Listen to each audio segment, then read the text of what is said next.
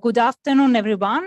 Today, we are also connected on YouTube. So today we have the pleasure and also the honor to have here with us Professor Isabelle Anguelovski, connected from Barcelona. She is the director of the Barcelona Lab for Urban Environmental Justice and Sustainability from Universitat Autònoma de Barcelona. Professor Isabelle Anguelovski has a consolidated and very brilliant research background in urban studies and planning, and she obtained her PhD at the Massachusetts Institute of Technology, and in 2011 she came back in Italy with a Marie Curie fellowship. Actually, in 2016, she was also the principal investigator of Green Lulus, that is an ERC project that examined green inequalities in 40 cities among Europe, the US, and Canada. Of course, during her career, she has been part of different collaborative and individual international research projects, as for example, the last one, that is Climate Justice READ project, a new proof of concept ERC on predicting and preventing green gentrification, where is she the coordinator. So at present, research is focused on 4 main research areas. The first one is politics of green cities as a growing global planning orthodoxy. The second one, social and racial manifestation and impacts of green gentrification for historically marginalized residents. The third one is urban planning for health and well-being, with a focus on health equity and justice. And finally, the last one is justice and inclusivity in climate adaptation planning. So in this context, I want also to remember one of her last article that was published in the special issue Climate Justice in Future Cities in Landscape and Urban Planning Journal, that was proposed from the Center of Excellence on Climate Justice. And the title of this article is Seeking Refuge, the Potential of Urban Climate Shelters to Address Intersecting Vulnerabilities. And in this article, Professor Anguelovski and her colleagues focused on the so-called climate shelters in Barcelona, where residents can take refuge during episodes of extreme temperatures. In this work, the researchers found from an intersectional climate justice perspective how social vulnerabilities of marginalized population still remain poorly addressed and might be exacerbated from scarce inclusive adaptation plans. So today, Professor Anguelovski is here with us with the presentation for urban greening to greening gentrification, an issue of justice. And I think that for us and for all of you is a great opportunity also to be introduced to these very interesting and innovative topics. So at the end of the presentation, we will have a question time. So please take note of your question, and then we can discuss of it at the end of the presentation. So thank you, Professor Isabelle, and the floor is yours. Okay. Thank you so much to all of you for being here. I feel so far away from Padua. I see that you're all in t-shirts and I'm already in my sweater, so I can really feel the distance. For sure, it's so nice to be inaugurating the semester in some ways. I remember my first weeks of master's degrees, so many courses, so many readings, so much information. So I try to not be too over saturating you all. I have a lot of references and I'm happy then to share a PDF of the presentation if that is of help. On the hub behind me is a map of Barcelona, some of you can recognize, and one of the last embodiments of the small and large scale, linear and less linear forms of urban greening that the city has planned and is attempting to put in place. And there's a lot of issues of equity and justice around them. I'll talk a little bit about some. Not everything will be on Barcelona, but I like to have my main context of study behind. So let me share my screen. I think I just need the authorization for this.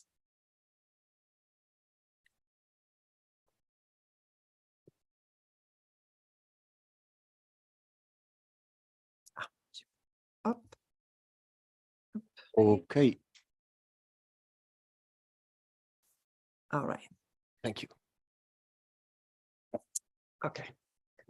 So as you know, I'm based in Barcelona at the Autónoma, and I'm also part of a research lab which is called BCN UEJ. And so the lab that have the chance to be part of does urban planning, environmental justice, and then also health-driven research in the context of different types of climate adaptation and mitigation projects that different cities in the global north and south are putting in place. Something that I always bring to the beginning of my presentation is also what sustains our lab, which is a form of ethics of care. That is, we try to not only do we try to not be, let's say, extractive in the way we conduct research in different cities and communities, but we also try to not be extractive towards one another within the context that we have. And so we really try to believe in the way that we practice and relate to one another, that academia can be more than a neoliberal space as it has unfortunately become over the last decade or so. In terms of the motivation behind a lot of my work, you have it here summarized in a question. To what extent do green infrastructure address climate justice needs rather than reproduce existing inequalities in cities? And why do we care? We bring it back to the main emergency that we are facing, which is climate change. And if you bring justice in, you have at least 4 different ways in which injustice manifests. That socially vulnerable groups have least contributed to climate change, are the most exposed to impacts, have fewer means to adapt, and also are the most displaced and the least benefiting from climate resilient infrastructure. And the talk today really focuses on the final aspect on the right. And so these, let's say, this hypothesis, this storyline that I have here is based first on a historic trend, which we could call greening 1.0. What is greening 1.0 is how our neighborhoods since the 19th century have been built, have been greened in ways that you end up with a social and spatial segregation in terms of who has access to green space. On the left, a high-income white neighborhood in Barcelona, Sant Gervasi and El Parc del Turó, and on the right, a working-class neighborhood with a park called Trinitat Vella, El Parc de la Trinitat, that's surrounded by contaminating industries and highways. And despite, let's say, this nice access to a park, the longer legacy of toxins remains and does not mean that residents are all of a sudden protected from air pollution. So that's the historic divide we see. And we also see it, for example, in the provision of street trees. Those neighborhoods here in Madrid are very different from one another. You have Puente de Vallecas on the left versus El Barrio de Salamanca, very different in terms of tree canopy and, of course, the climate benefits of increased tree canopy. So that's a bit the legacy we're working with.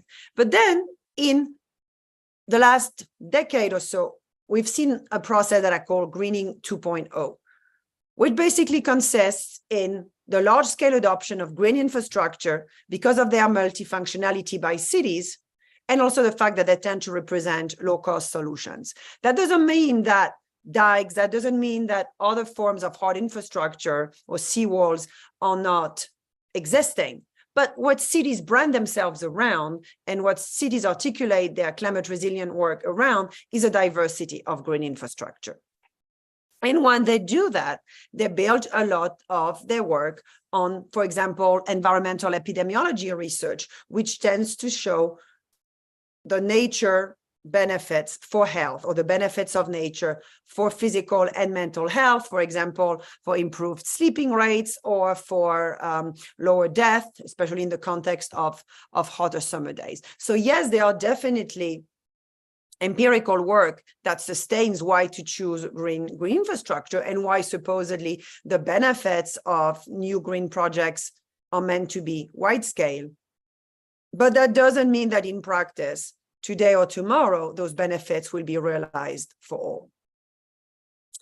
So this broader, let's say, articulation of greening in city planning is underpinned by what I'm seeing and what others are seeing as a global green mission. That is, that greening is being deployed through rendering, through website, through discourses, through plans, in ways that then will make it also be part of other benefits that go beyond climate change or that go beyond health, but that have more to do with questions of attractiveness, investment, and competition between cities. For example, those different awards that you have here have been won by a variety of cities in Europe: Nantes, Bristol, Vitoria-Gasteiz in Spain. So there is a sense that once you win it, it gives you greater credibility as a place to be happy in, to be healthier in, or to also be better for investment. Your investment will be sustained or will be made profitable because you're in an environment that sustains this investment. And so the question that I framed for us today remains very simple. For whom are in the midterm or green term those different green amenities? And to what account are different types of intersectional social climate vulnerabilities accounting for? Will we see neighborhoods with projects that are able, for example, to benefit working class women or elderly residents from the global south? Or will we see a form of social destruction of the fabric, of the physical and the social fabrics of neighborhoods because of processes of speculation and displacement that tend to accompany greening? So my response is quite simple, that we are seeing an increasing paradox around greening, a green paradox.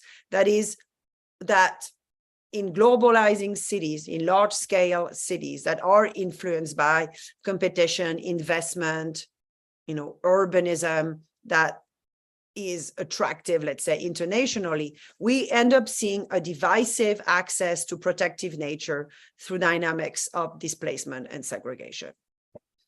If maybe you want one slide to summarize the whole talk, because for now, I'm kind of setting the ground, maybe this one can give you a broad overview.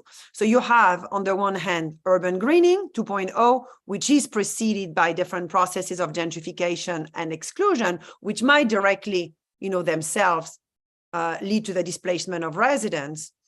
But basically what I'm showing here is that urban greening tends to produce or accelerate gentrification through three different processes or boxes: the building or marketing of new higher-end homes, green or not, increasing land and property values, or producing an exclusive use of green amenities, which then themselves will then, let's say, these three processes create or accelerate gentrification, which actually also itself, because of the types of people who end up in gentrifying neighborhoods, you also have an ability of gentrifiers to ask for more greening. So there's an accelerated feedback loop through either external investment in greening or internal investment in greening.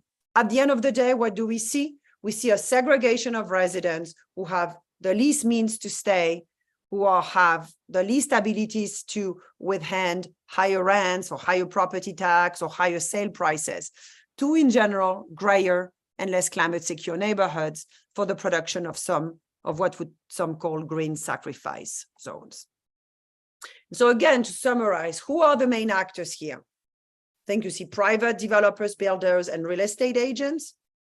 You have elected officials and the visions that they try to impose in the modernization of city, in the resilience of city. You have planners and policymakers who implement that vision of the ground who operationalize it.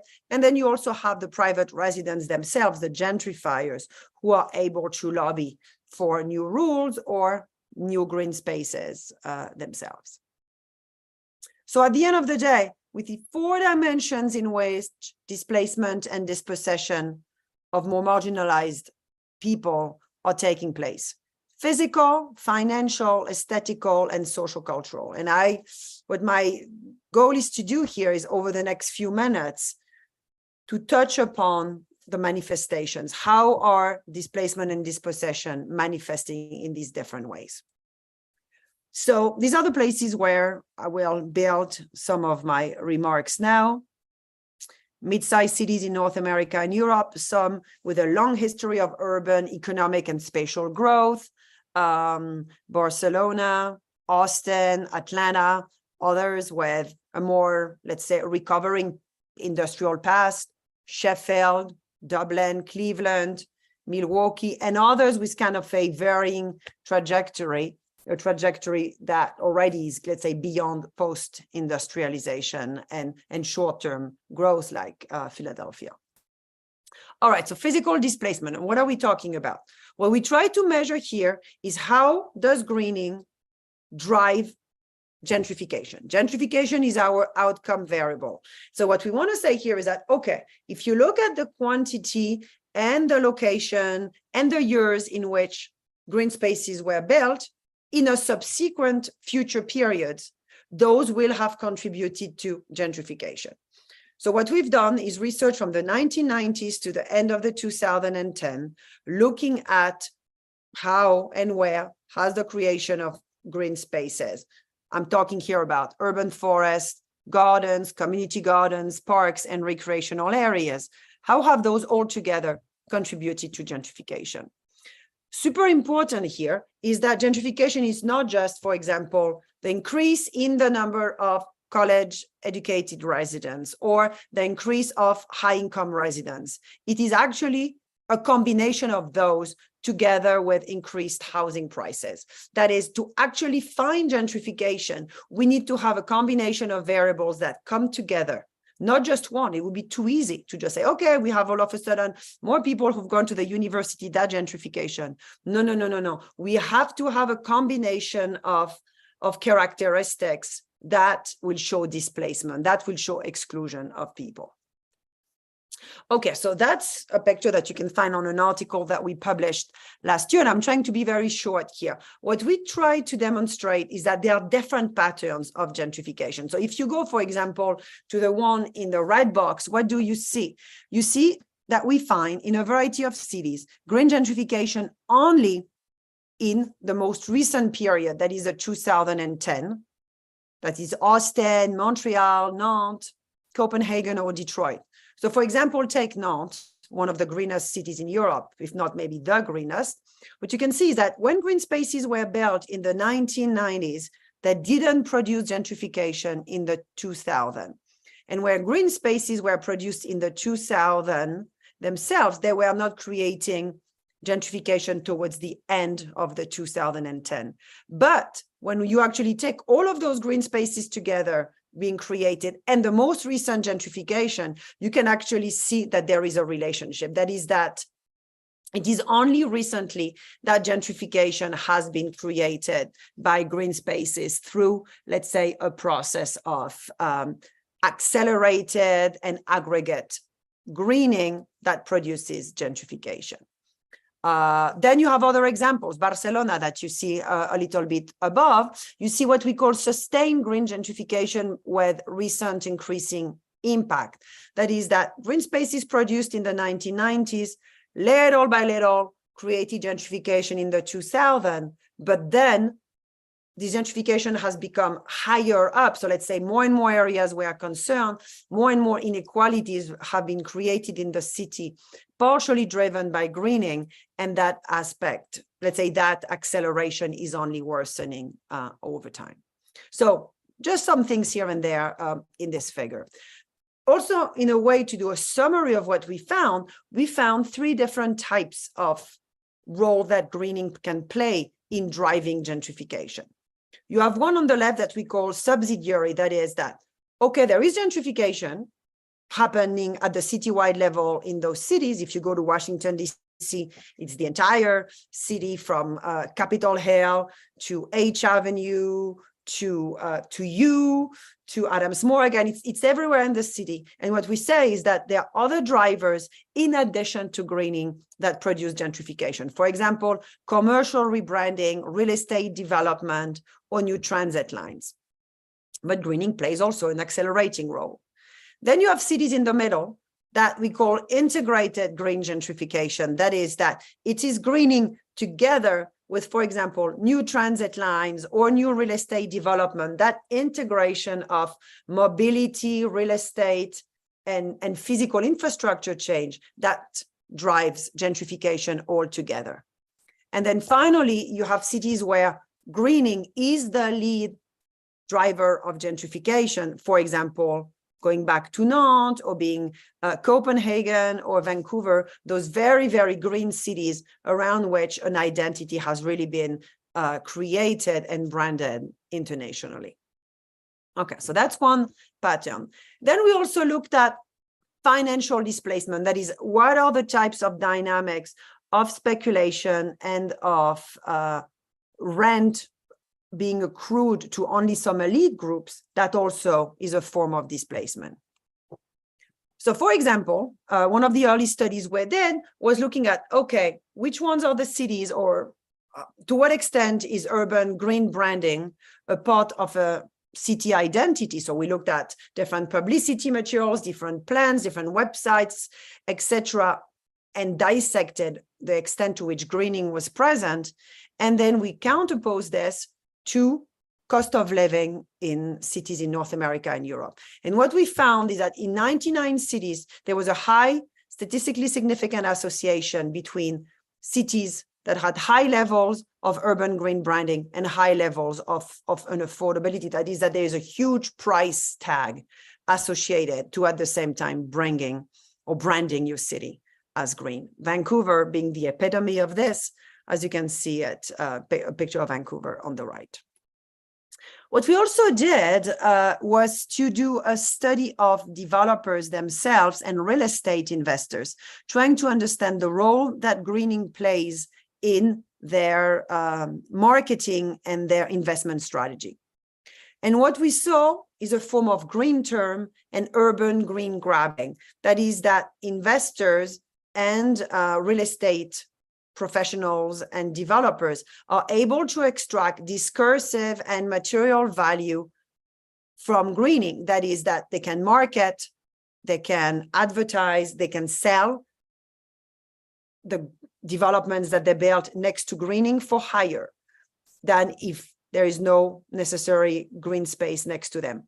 Sometimes they even build green spaces themselves that are meant to serve the public, just to then be able to sell their properties for higher. They can also get credits and loans at lower interest rates because they are located next to a greening project. That's also something that we found in our interviews. And then finally, in their marketing materials, in their, let's say, website and advertising, they are the ones who now reappropriate the language of greening is good for health, for society, for societal benefits, etc. So rather than planners or civic groups articulating the benefits of greening, now it's the investors themselves, because they see, again, a profit in this. So again, this green grabbing logic of rent extraction for the property that people built and value appropriation in the context of what we call a labor-nature relation next to green amenities. Quantitatively, how does this look like?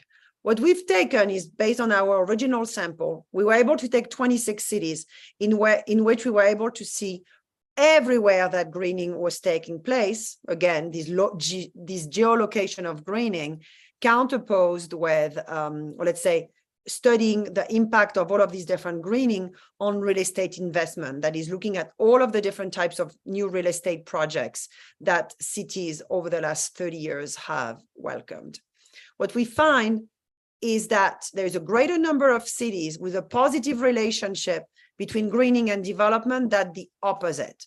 That is, that greening is not a predictor of development. And this positive relationship seems to become stronger over time. So yes, greening drives real estate development at the citywide level as a general trend.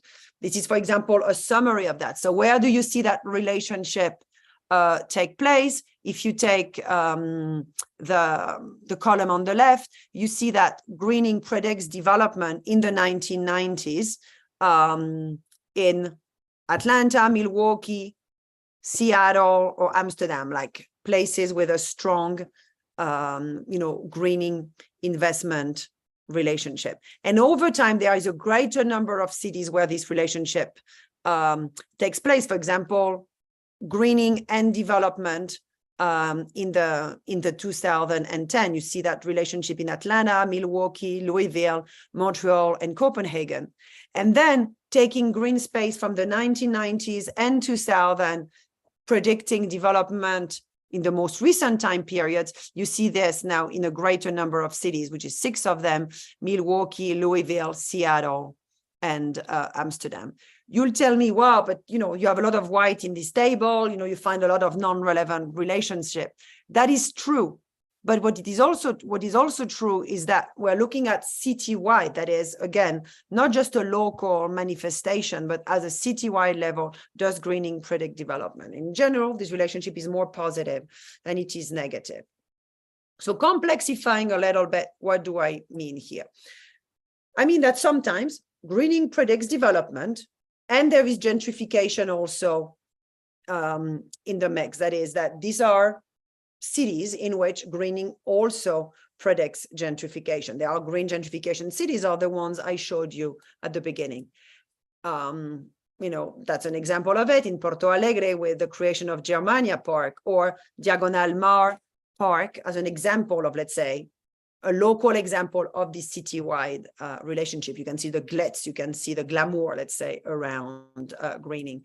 And then you have other cases where greening does predict development, but there is no citywide gentrification. What there is are local instances of gentrification. That is, that we might not be able to find a statistically significant relationship between greening and gentrification, although greening does predict development, but we found local instances. And why? Because, for example, in the case of Amsterdam, despite the fact that, for example, in Amsterdam North, you have all of these glitzy green projects being built in the vicinity of parks, you actually have enough housing protection and enough control over development that will mean that there's still a legacy of housing protections and public housing and social housing stocks that will prevent gentrification from being driven, let's say, by greening at the citywide level.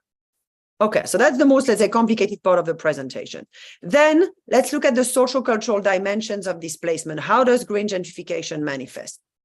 I'm just going to go for a minute to Barcelona, where we've done a study of residential perceptions and uses of green space in gentrifying neighborhoods. One, which are the spaces on the left, which is Poblano, a new super block, like these kind of pacified street spaces away from cars and traffic. And then on the right, 2 spaces in the center of the city, in the Ciutat Vella, where new green spaces have been added at the end of the 2000s and kind of renovated over time. What do we find? Well, we find that in more advanced gentrification, more intensive gentrification, residents report worse perceptions of the space. The space doesn't feel safe, doesn't feel like a space to build community, doesn't feel like a space that they can own and feel comfortable in. And it is a space that overall they feel disconnected in terms of relationship with others and relationship to their neighborhood. That is, that over time, it becomes either run over by gentrifier or by tourists.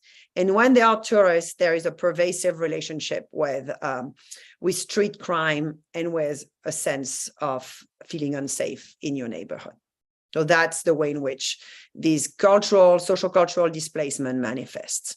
Let me give you other examples just from quotes that also are part of our our empirical work. For example, in Montreal, these are what some residents report in a park. We have a lot more police in the neighborhood than we used to have and kind of do patrols of the park. So it's harder to have a healthy mix of people in places. In Dublin, also a place where a neighborhood called the Liberties has had a greening strategy put in place. We feel so excluded from it that it's a deep anger, it's a big anxiety and deep feeling of isolation. And then finally, in Washington, people are saying, when they are done with us, when they are done with the park, most of us probably won't be here to enjoy it. We will be good enough to serve you Slurpees and hot dogs at the River Festival, but not to live there. And so when you think about these types of exclusions, something that I really wanted to highlight here is the question of environmental racism. Where does compounding manifestations of environmental racism take place in? We just take a quick drink and let you read through those vignettes.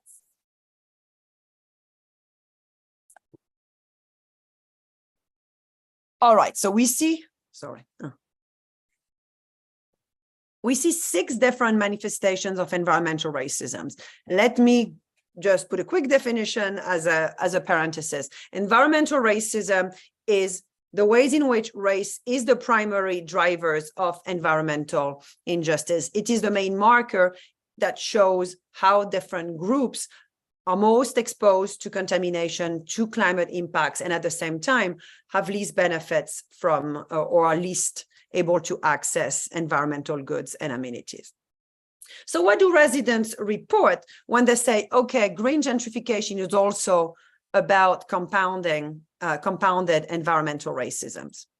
First, they say, you know what, we actually still have land contaminations in our space. That is, we might have a few glossy parks and playgrounds and gardens up here, but that doesn't mean that we don't have persisting exposure to toxins in our homes, in some of our facilities, in our schools, in our apartments, etc. So that's the first aspect, is that in the end, you are still going to be exposed to these, let's say, contamination sources, but you also still have to fight against climate change and against displacement in your neighborhood. So you have a multiple type of risks that you have to face. Then second, residents talk about ongoing legacies of land theft, settler colonialism, segregation, and displacement. So for example, there are still state policies and plans in neighborhoods receiving green infrastructure that are meant to displace residents. For example, in Amsterdam, one of the new policies that is in place is that we need to de-densify neighborhoods where there are a lot of migrant residents. So in that sense, you know, neighborhoods like Amsterdam North that had a lot of Muslim residents are meant to be de-densified. So those residents now are losing access to public or cooperative housing and are being spread out through the city, but then they're also losing access to their green amenities, for example. And at the same time, their neighborhood, because it doesn't have as many racialized groups, are being revalued, if you will, for international or national investments. You also see a form of political rights and racial representation being undermined in the Green City. That is that racialized groups report that they cannot participate in environmental policymaking and in decision-making processes to green their neighborhood. And they cannot do that in plans, and they cannot do that in projects that are led by nonprofits and civic groups. Then they also report what I was just mentioning earlier about Barcelona, that green space is being exclusively used and normatized for white residents. So exhibiting a form of white privilege and supremacy in the ways that activities are being conducted in green space, in the types of practices that can legally, let's say, take place in green space without being exposed to policing and criminalization. They also report constant and continued economic racism and inequitable access to housing. That is central at the end of the day. If landlords do not want to rent you a place because you are Black or because you are Latino, then there is a constant racial exclusion and discrimination in access to housing. Or if cities stop funding public housing in these green neighborhoods, public housing that was historically meant to support groups with lower income and migrant groups in particular, well, then there is this sense of continued racism in access to housing.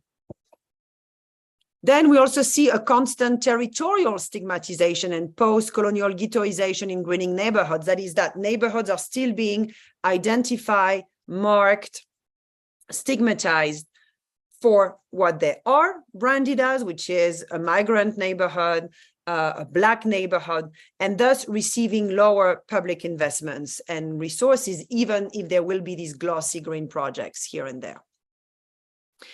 If for a minute we bring it back to exclusive climate protection, maladaptation, and unequal green climate security, this is also what we find, going back to racism and going back to racial exclusion. So here I'm doing a little bit of a diversion to focus on the ways in which more climate and greening protection come together.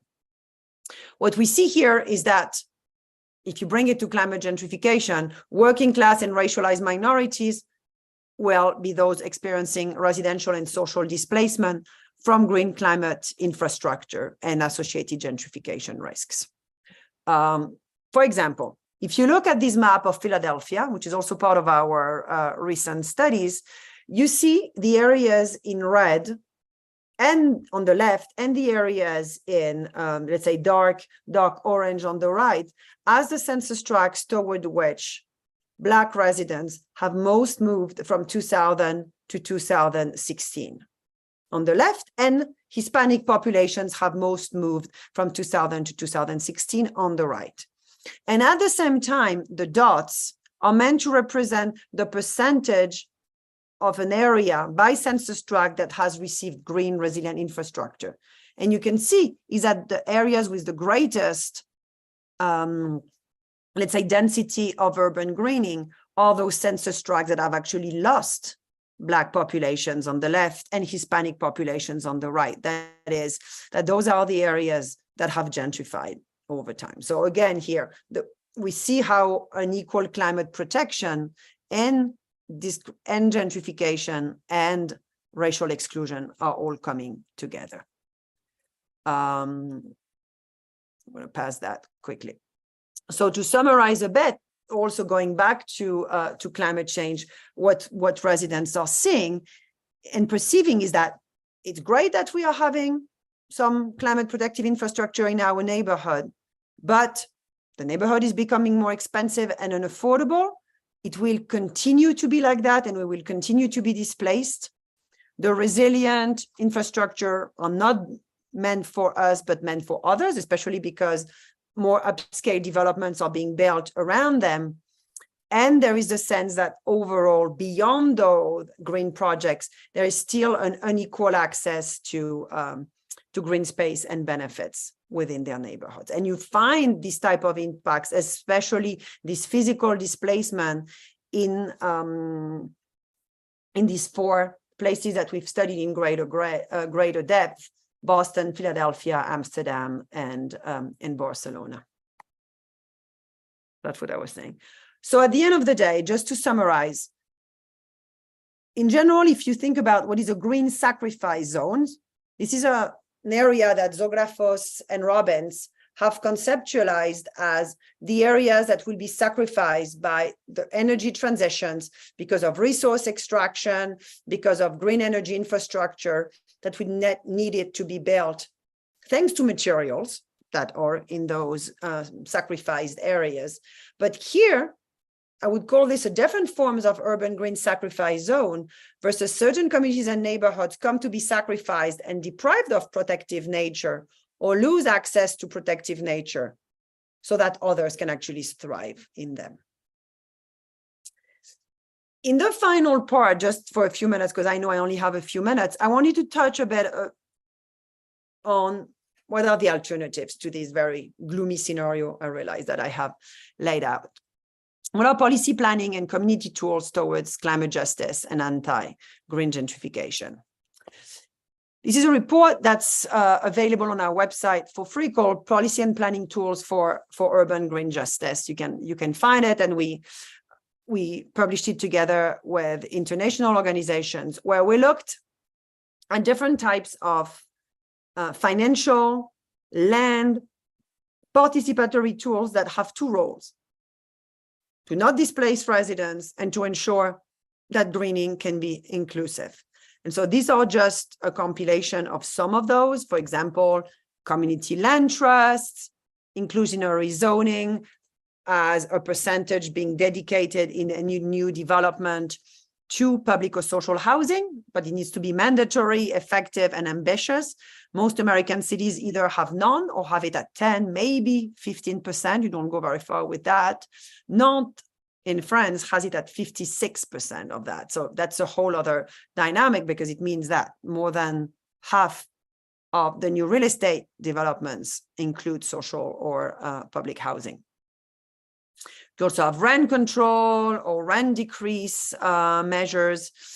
You have other things that are very ambitious, for example, right to stay and right to return policies and associated budgets, which are that cities, especially in the US, so take the case of Portland, have these type of policies for neighborhoods that have been historically segregated, and Black residents have been expelled from neighborhoods because their housing has been demolished. While many of those neighborhoods are now being revalued for gentrification, for greening, and what the city has said is that, okay, we're going to build housing, or we are going to finance housing where the people which will be given priority to return are those who were expelled a few decades or a few generations ago. So that's an example of anti-displacement. Then you have the improved green amenities, which can be, for example, zoning mechanisms for urban agriculture, that is making sure that there is some informal land that is being kept for farming. You also have green bonds, that is that the cities would emit bonds to finance new green spaces that could then be managed by civic groups. You also, for example, have an obligation to include green amenities constructed in large-scale developments, but being made open to the public. So you have different ways in which this is possible, but I invite you to have a look at the guide if you're interested in this. Then what we have seen also is the role, if we look at, civic groups, or if you look at civic initiatives, what also makes anti-displacement work.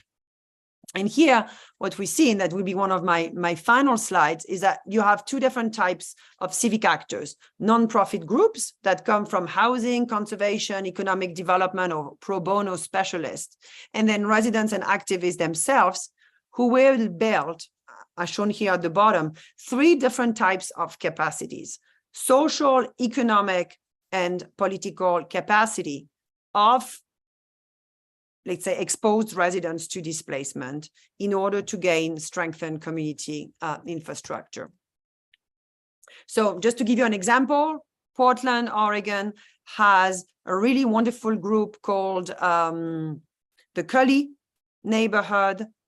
And within this, different civic actors that are building affordable housing that's green and that will be for Latino residents. They also have a cooperative called Verde. And what Verde does is develop different types of projects around the green economy. So landscaping, energy, retrofits, and hire local residents to work in this green economy. They've also managed to build a park, to get funding for a park that is designed and created by residents themselves, with native plants, with indigenous practices, with different cultural features that represent the identities of local residents.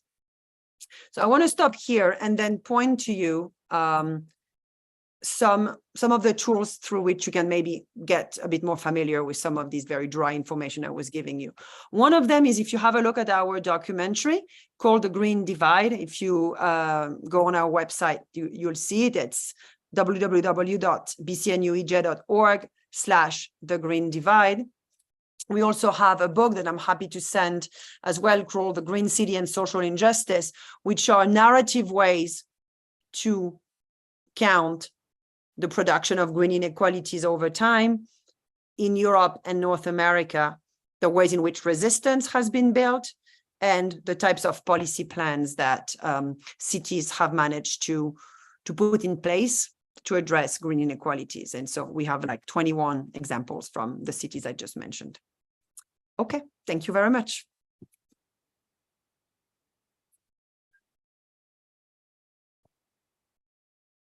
So thank you very much, Isabelle, for presenting this very interesting topic about green gentrification. I think it's not so obvious to find this relationship and rhetorics of greening. And I think it's very pervasive, but it's not quite easy to see. I think it could be very new as also for you as topic. I don't know if maybe the students have some question. We have the microphone and we can start with some question or maybe some curiosity. I'm happy to show one of the little documentaries as well at the end or throughout if you're like, oh, I want to see something different. Yeah, we have a question. Hello, good afternoon. Good afternoon. Thank you very much for your presentation. It was amazing. And I don't know if I missed this information, but I would like to ask if are these green spaces built by the city hall in those cities? In general, the project that we have identified are the ones that are built and financed by the city, and if they were not all financed by city budgets, they ended up being municipal green spaces. That's how. So, for example, imagine we took Barcelona. So, what did we do? We were able to open source maps or Department of Statistics or the Green Space Department itself to identify the hundreds of new parks, garden, urban forests that the city has inaugurated or created since the 1990s. And then we geolocated them and added a year of creation. That gave us then the baseline from which we knew where greening was taking place. Okay, thank you. Okay, we have different question here. Okay, good afternoon. Thank you for that interesting lecture. I just wanted to ask you, when you were talking about greening preceding development, what is it, the data that you use it to determine like the state of development of that place? That table that you showed to us, that some of there were not enough data or not relevant, but what is it like the concrete data that you use it to say like this is the state of development? Yeah, basically real estate permits.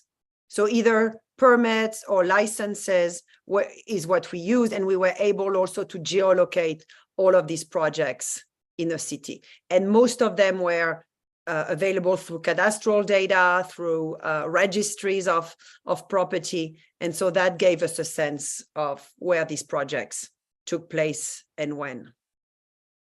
And so we were able to contrast that outcome with greening, which is the data that I was describing now to your colleague. Thank you. And thanks for such an insightful presentation on green gentrification, because you gave it a whole new dimension, at least for me. I want to ask you a question related to something mentioned during presentation, which is like greening is not a predictor of development.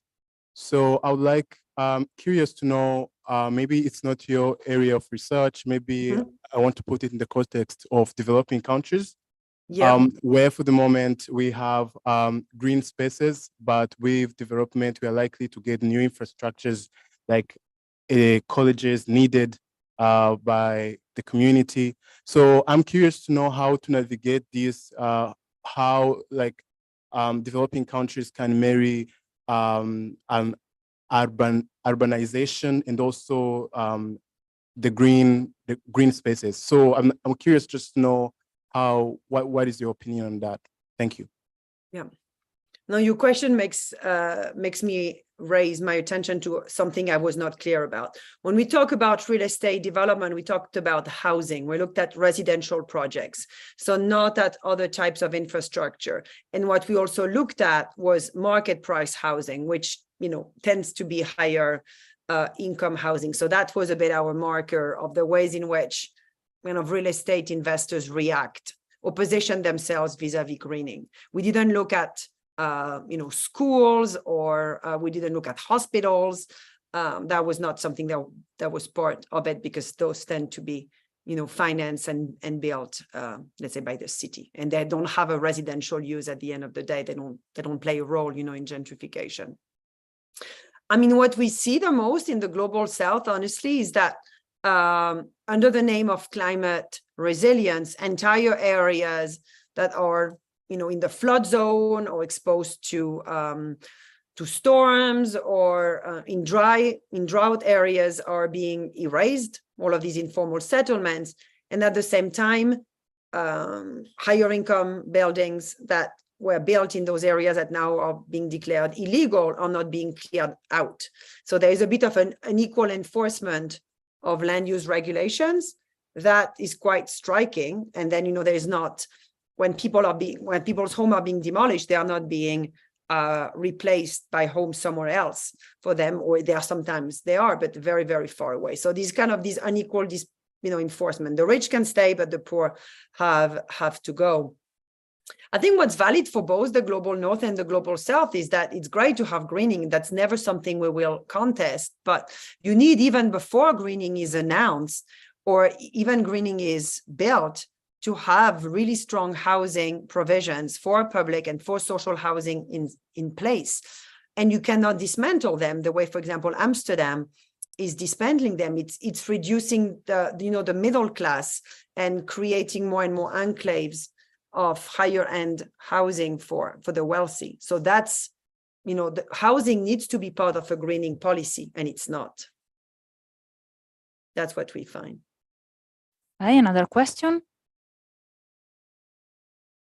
I thank you. I joined the words from Sam. It is related. My question is related to what you were saying about the global south. Why you haven't studied cities from the global south? Basically for statistical access.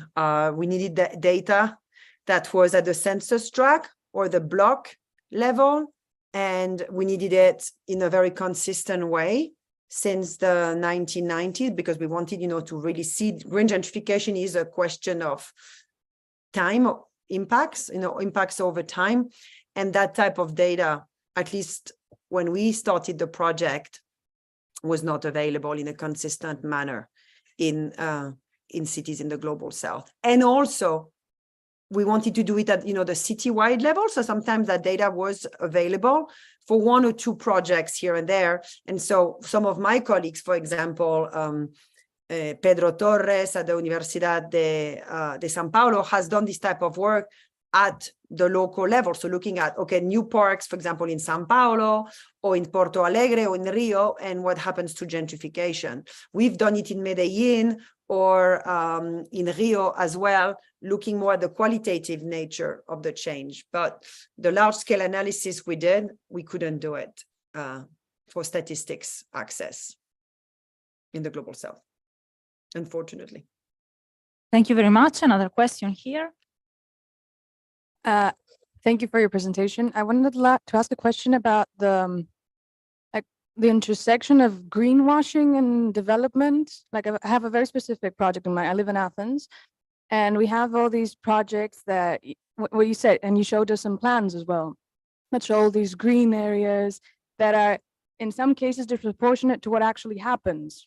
So I wonder if there's a study about how much of what we see, like even in the map we have behind you, how much of what we see is actually green and how much this is used to, like, there's the actual environmental indicators on the one side that it's more science-based, and there's the creation of imaginary of how the city can be that influences passes by whenever they see an image in the street and like, oh, it's so great that we're going to have this great project, and then it's not as green as it's supposed to be.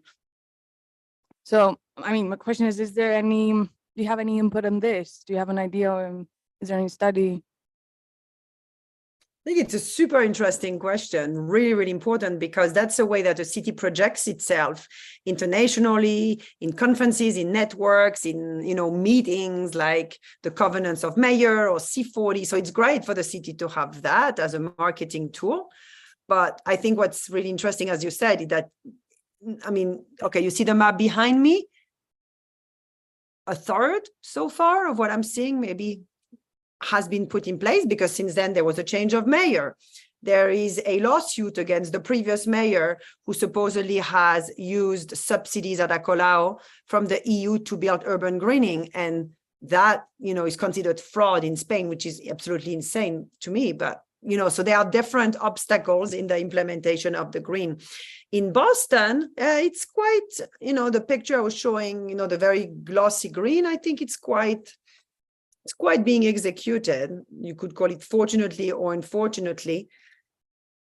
If you look at it over the next 10, 15 years, it's definitely taking place, especially in cities that have quite some political stability. So say in Boston, you always have Democrat mayors where these type of projects are going to be supported. Barcelona now has quite a shift. We'll see where that goes. So I think it depends on the political continuity of an overall vision. But I think it would be super nice to actually look at what is actually being operationalized in the green. Thank you. I don't know if there are any other questions from the class.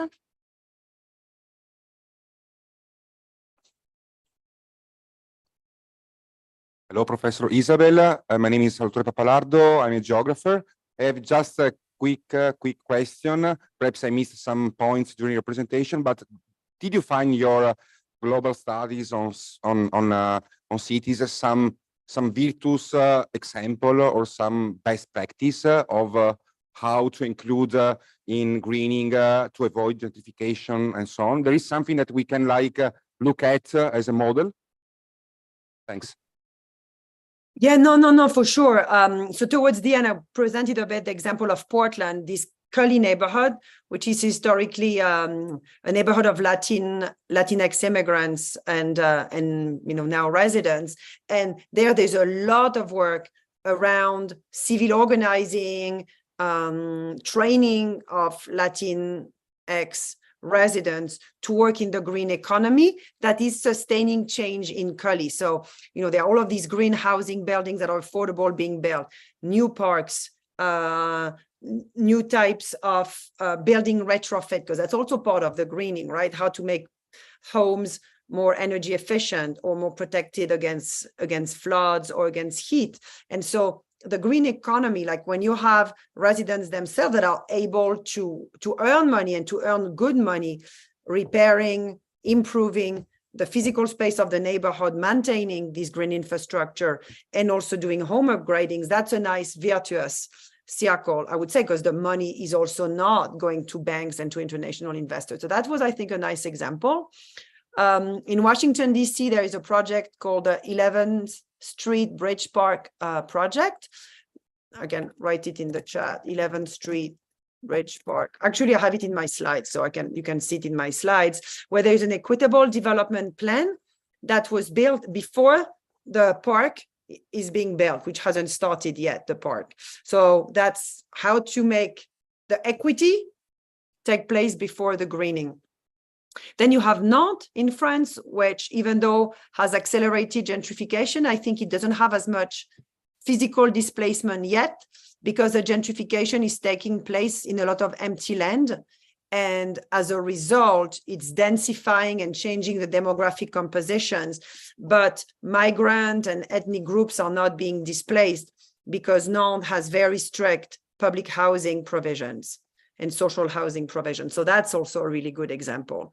Amsterdam still has one of the strongest model of housing protections, even if the city is becoming more and more unequal. So that's also a good example. Vienna, of course, as well.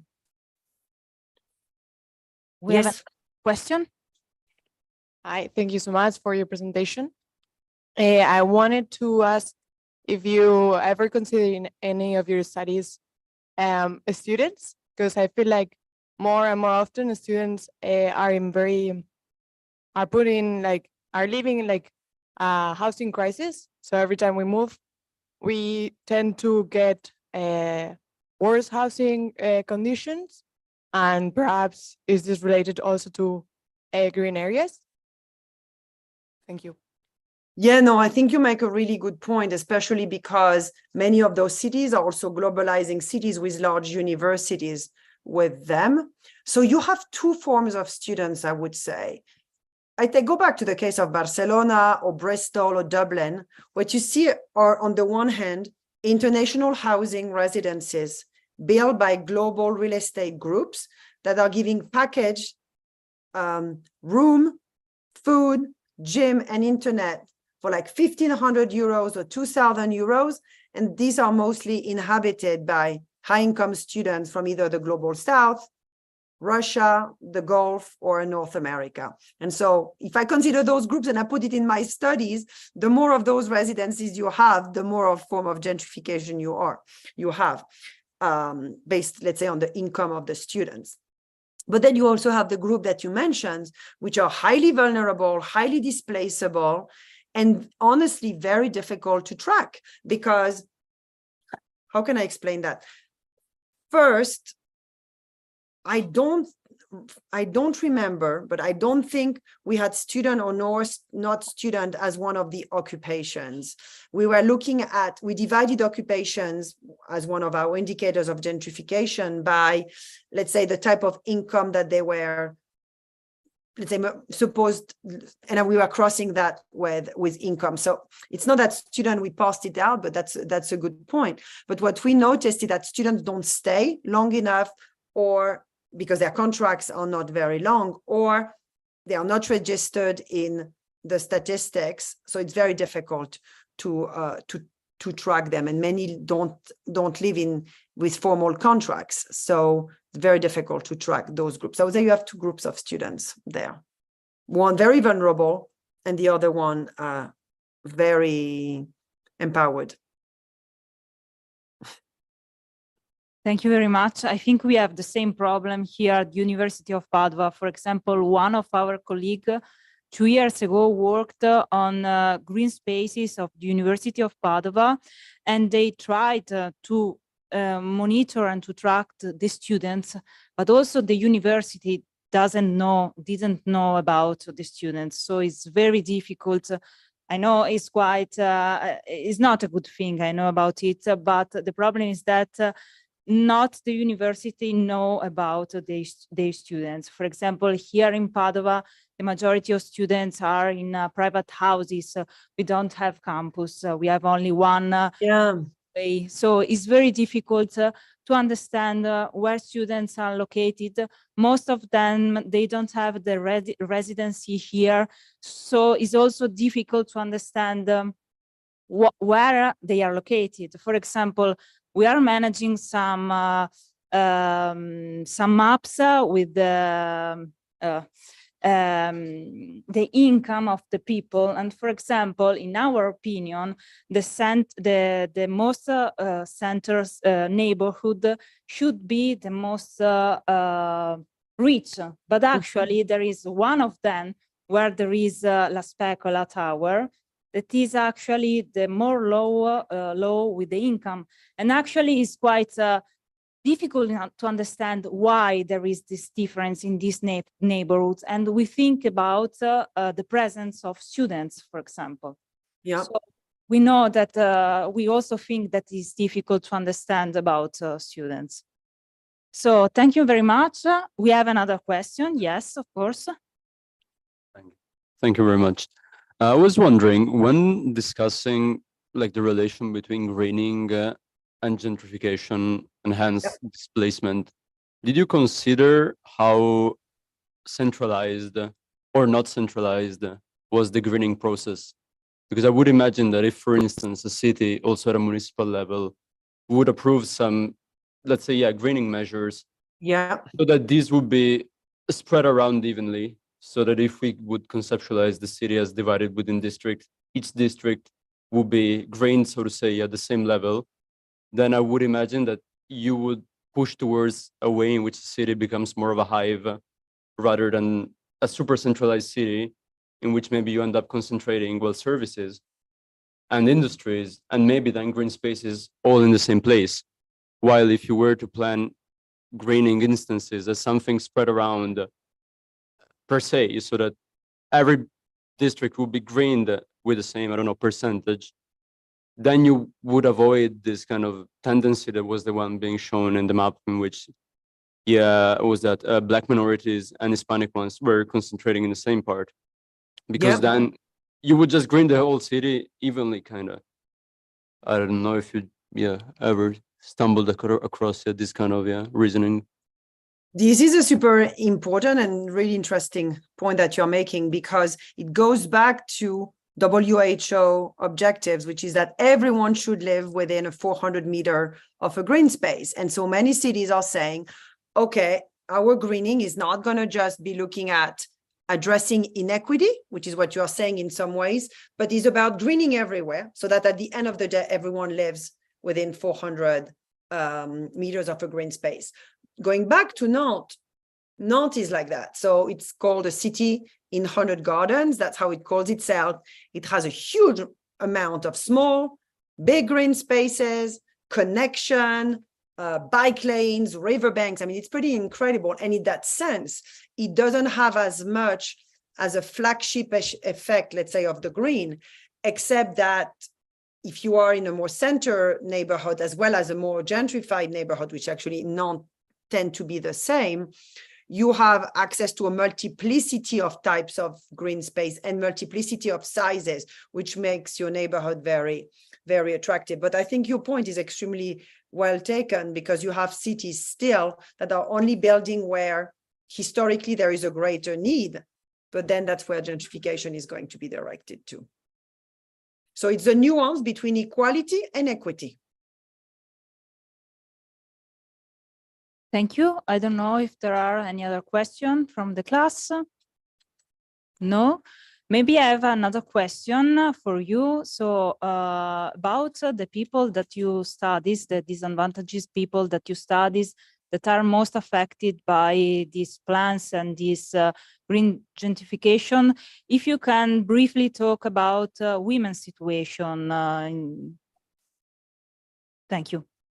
Yes. So if you are interested in greening and gentrification and women, I refer you to the work of one of our researchers. I also write her name in the chat, Amalia Calderon Arguelles, who's finishing now her dissertation on this topic. So what does she find, and what have we found in relationship to women? Women play two roles. They are both a gentrifier when their social status and their financial status increases. And they're also those most affected by gentrification, because both of their traditional care and self-care responsibilities are being undermined by gentrification. So for example, the majority of the people I interviewed in Barcelona that I mentioned in terms of these two spaces gentrified, Ciutat Vella and Poblenou, the wide majority were women. And they are the ones who said, we don't go to the parks anymore. We're too afraid of being stolen. There's too much violence. Our kids don't have clean access to green space. There's too much drug, etc. So they are the first definitely impacted by it. They're also those towards which planners and designers' attention has been the least given. So if you think about the way planning has been done, it's still remaining in a very productive traditional masculinity city, let's say, oriented towards fast rhythm, commercial activities, not necessarily in a relationship of a city that's a city of care, that's a city that's a more feminist city. And so there is a need of urban greening to become much more focused on daily needs and daily practices and uses of green space and of the city, rather than a productive, fast-driven city. So that's a bit of a convoluted answer, but there's a lot of space needed around this to talk about comfort, for example, and green space, and to recast access. Those of you who are, I know you are only in the GIS masters, to recast access beyond physical proximity and distance to a green space. Access is not just that. It needs to be measured in different ways. Thank you very much. I don't know, any other question here? Okay, yes, we have other questions. Okay. Thank you. Thank you for your presentation. I was wondering, in terms of accessibility of these green spaces, you were talking about the gender view, Yeah. but for people with disabilities, do you find a different perspective? Like, do they have ramps? Are these spaces being created with another point of view, considering other types of needs for accessibility? Or do you find that they are still not taking into consideration people with different abilities or with different needs? I think it very much depends on the city. I think go back to Barcelona has always been a city that I think has been very much at the forefront of inclusivity regarding different types of disabilities. There is even an office of disability at the center of the city, and it's been really. I mean, there's a really nice project in the city that's called rooftop gardens for people with disability, either physical or mental health disability, where the city has given as the disposal of civic groups and social centers the use of green roofs so that people with physical disability and chronic mental health problems can come twice a week to farm and given funding to those projects. And what's really, really nice in terms of the impacts is what it empowers the residents with disabilities because of the benefits of these projects. So they feel a greater sense of freedom, of initiative, of capacity to take decisions. It's so difficult for people with disabilities to take decisions on their own. Here they can take decisions. They can also resolve conflicts sometimes that they have with people at their social center in a much more peaceful and, let's say, reparative way in the green space. That's what we have found. It's a different project. It's one I've worked on, but it's not one that I presented today. And something that's really nice also is the physical impacts on people in terms of the sleep, eating habits, relationship with themselves as well, a sense that they are more worth it. And so the self-esteem, which also then transfers into kind of physical impact. So that's been really nice. And I'm super happy to have seen the city of Barcelona support those green rooftops gardens. Okay, thank you. So first of all, thank you for your presentation. Actually, I have a lot of ideas and hopefully I can give you my comment like completely. But actually, 2 days ago, I saw a research from a girl from Mexico, and she did kind of the same project in Ciudad de Mexico, so the capital city. And she found that there is people who has access to green spaces, but they can't use it because it's not like a space to. No, it's safe, but they can do something there. So if they want to dance there, they can't because it's not well seen. So you also said in the presentation that there is wide practices in these green spaces that I really want to know what kind of wide practices they are. Because, for example, from the people who are in the South or came from the South, if we want to dance in the park or if we want to like do from oral culture, could be not well seen. And yeah, that like my question is regarding that, like what kind of practices you found that are correct or not in these spaces? I think exactly those that you mentioned. So dancing, music, cooking, barbecuing, like more recreational practices, it's not okay, unfortunately. And jogging, walking your dog, preferably a Chihuahua. No, I'm joking. Walking your dog peacefully, your children, that's okay. Or contemplation, that's okay as well. But what's more festive, in general, it's very much frowned upon. And I mean, maybe in Europe, we don't have this as much, but if I go back to the context where I come from in the US, there's a very deep policing related to the use of green spaces. So Black people feeling really a fear for their lives, for being arrested, for being killed, for being raped in green spaces, because nature is also a threat. So there is a sense that a green space can also be very oppressive for them. And so there, for example, adding a type of furniture, lighting, path, and even like different types of plants that make people either feel a bit more protected or less exposed to, you know, being looked at, are important in those spaces as well, or the maintenance of the space as well, because there are a lot of budget cuts. We might not have them in our Southern Europe cities, but in the US or in the UK, there's a lot of budget cuts for green space. And so many of these green spaces are under-maintained, especially those in working class and migrant neighborhoods. So people don't go there necessarily. Thank you very much. We have another question. Hi, my question is about the origins of this anti-displacement work you told us about. I would like to know if there are some common origins of this kind of work, like it's a state, like or is his origins is from, for example, in social movements, or some local actors organize it, or has an academic origin, and if these origins has something to do with the sustainability of this work.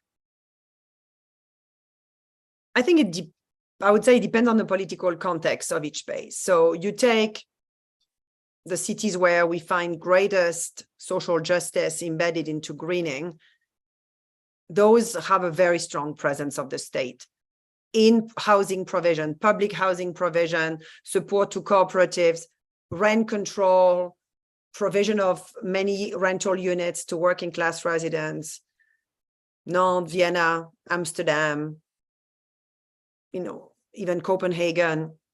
And then you have, and so there the role of civic movements is not as important. You have Southern Europe, where historically there has been less public housing provision, where social movements around housing rights are fighting for against evictions, against mortgage abuses, against you know, just like defaulting on rents and supporting residents to be able to stay. So there, it's not necessarily that the state is able to massively construct or protect high numbers of public housing, because they don't exist, but civic groups are at least trying to support residents.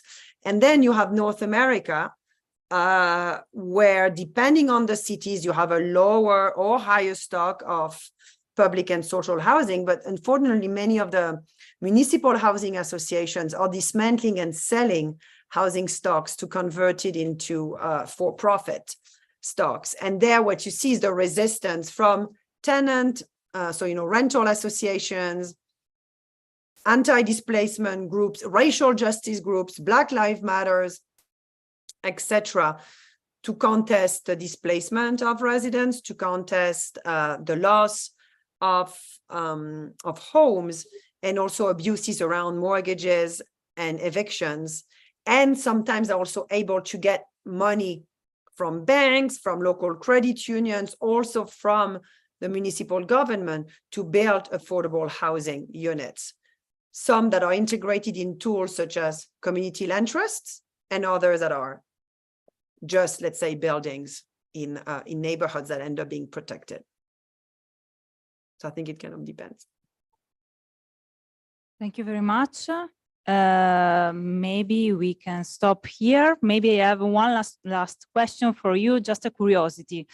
So usually, sometimes when you have a speech here in Padova talking about the city of Padova, some people ask us about the opinion of policymakers about our research. So I ask also to you, what is the opinion of policymakers, especially in Barcelona, about your research, and if they are trying to fix this problem, of if they are trying to manage this problem. So I think, for example, to Ana Colau opinion, or if you have any other example. Thank you. God, you know, it's really tough because we used to have such a progressive woman mayor and she got ousted. Now we have a less progressive mayor. She used to be very, I mean, first of all, without us, she was a mayor whose campaign in 2019 was for a more green, feminist, inclusive Barcelona. I mean, how much more progressive could that be? That was her slogan. And we had, you know, conversations with people around her in the campaigns. And her really, she really got it, that green can be a factor of gentrification and that there need to be protection.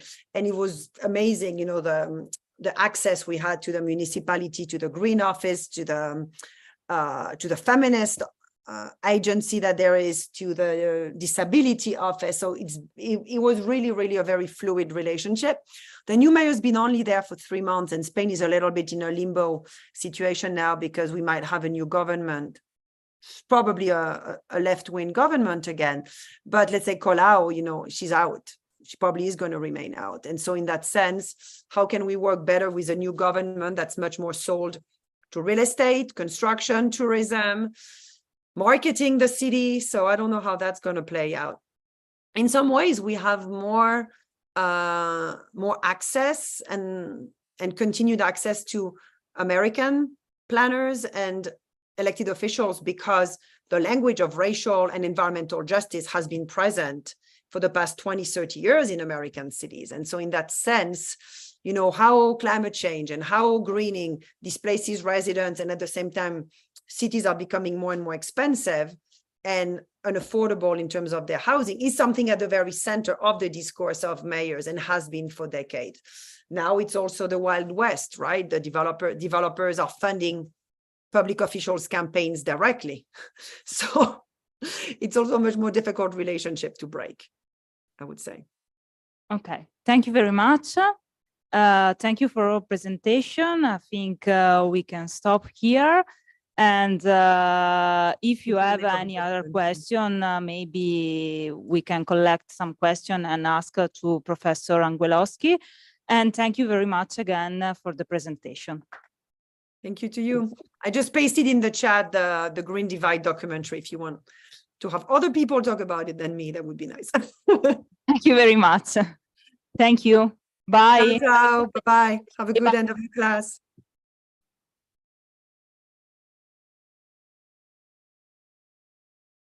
Yeah, I think yes.